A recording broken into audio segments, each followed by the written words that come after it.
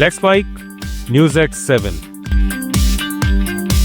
Supreme court ने Aadhaar card के इस्तेमाल को लेकर केंद्र सरकार, सभी राज्यों और केंद्र शासित प्रदेशों से जवाब मांगा है। ये सुनवाई वकील अश्विनी कुमार उपाध्याय की याचिका पर हुई। याचिका में कहा गया है कि आधार कार्ड का इस्तेमाल नागरिकता, मूल निवास पता और जन्मतिथि के प्रमाण के रूप में किया जा रहा है, जबकि इसका मकसद केवल पहचान की पुष्टि करना है। सीजेआई सूर्यकांत और जस्टिस वी मोहना की बेंच ने केंद्र, राज्यों और चुनाव आयोग को नोटिस जारी कर जवाब तलब किया है।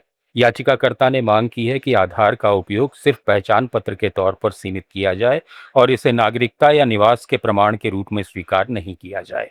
फिलहाल सुप्रीम कोर्ट ने कोई अंतिम फैसला नहीं दिया है।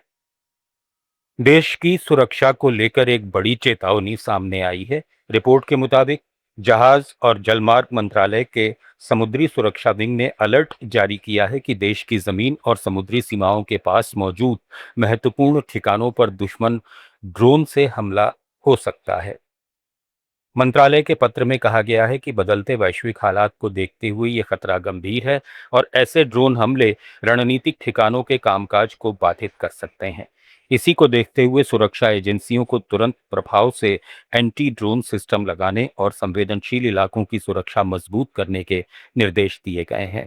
अब देश भर में सीमावर्ती और महत्वपूर्ण प्रतिष्ठानों की निगरानी और सुरक्षा व्यवस्था को और सख्त किया जा रहा है ताकि किसी भी संभावित ड्रोन खतरे को समय रहते रोका जा सके। समाजवादी पार्टी प्रमुख अखिलेश यादव ने दावा किया है कि 2027 के उत्तर प्रदेश विधानसभा चुनाव के लिए उनकी पार्टी पूरी तरह तैयार है। लखनऊ में मीडिया से बातचीत में उन्होंने कहा कि सिर्फ सपा कार्यकर्ता ही नहीं बल्कि जनता भी चुनाव चाहती है, क्योंकि महंगाई, बेरोजगारी, भ्रष्टाचार और विदेश नीति की विफलता से लोग परेशान हैं। अखिलेश यादव ने आरोप लगाया कि सरकार लगातार सर्वे करा रही है और हर विधानसभा क्षेत्र में अपनी टीम भेजकर ये आकलन कर रही है कि अगर नवंबर में चुनाव करा दिए जाएं तो उसे कितनी सीटें मिल सकती हैं। उन्होंने कहा कि सर्वे रिपोर्ट के आधार पर ही चुनाव कराने को लेकर फैसला किया जाएगा।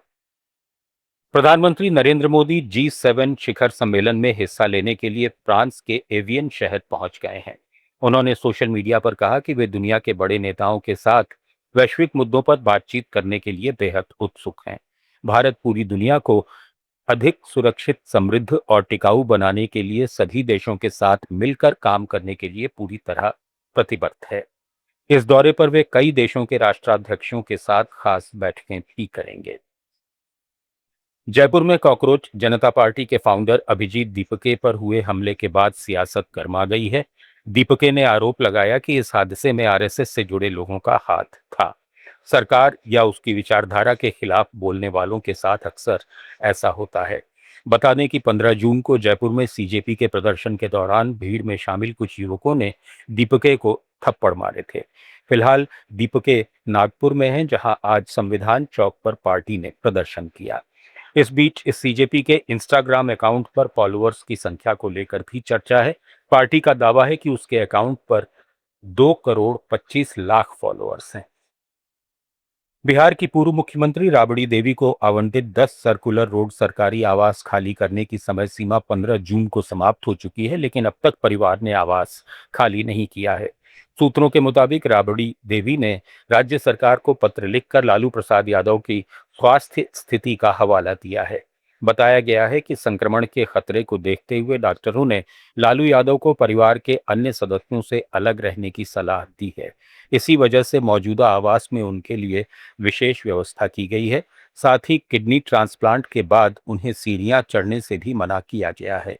खबर है कि लालू परिवार की शिफ्टिंग की तैयारी लगभग पूरी हो चुकी है और वे जल्द ही 39 हार्डिंग रोड स्थित नए आवास में जा सकते हैं। न्यूज एट 7 में फिलहाल इतना ही। जुड़े रहिए लेट्स माइक के साथ। आप सुन रहे थे let's mic more than radio. Follow कीजिए हमें हमारे सोशल मीडिया प्लेटफॉर्म्स पर। It's time for news. It's time for more than radio. Presenting the first radio news app, Let's Mic. Let's Mic, a news-based app on your phone where you get to watch and listen news, talk shows, interviews, radio show podcasts.